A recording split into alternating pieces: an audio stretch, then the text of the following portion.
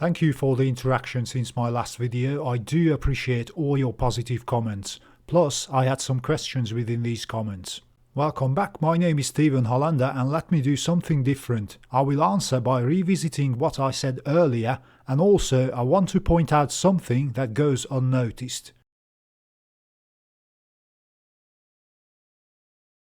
What I say is this. Under the term Gann Studies we face two issues. The first one, people use undefined terms like squaring. You watch 100 different people talk about squaring, but they all mean different things. Sometimes the very same person is inconsistent throughout his own demonstrations. The second issue, obsolete terms like scaling a chart. Today scaling is done as simply as this.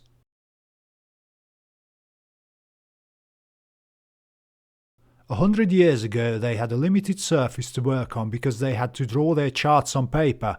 Today we have an unlimited surface and we can resize a chart in any way we want because we work on computer screens.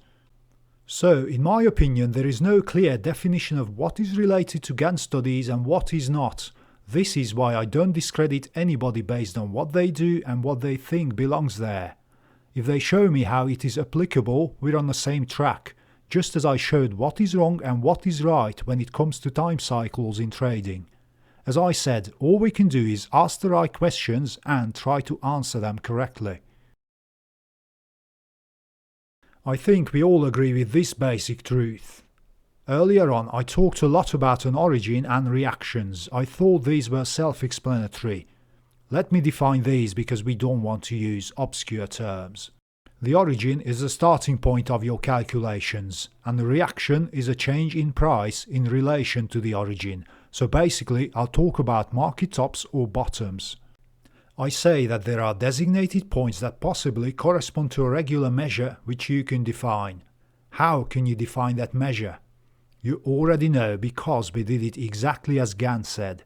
1, then 2, then 4, then 8. For instance, let's assume that the origin is at 10. So you will go along 11, 12, 13, 14, 15 and so on. If you find no reaction, then you will go along 12, 14, 16, 18 and so on and so on. You get the idea. So what did Gann really do?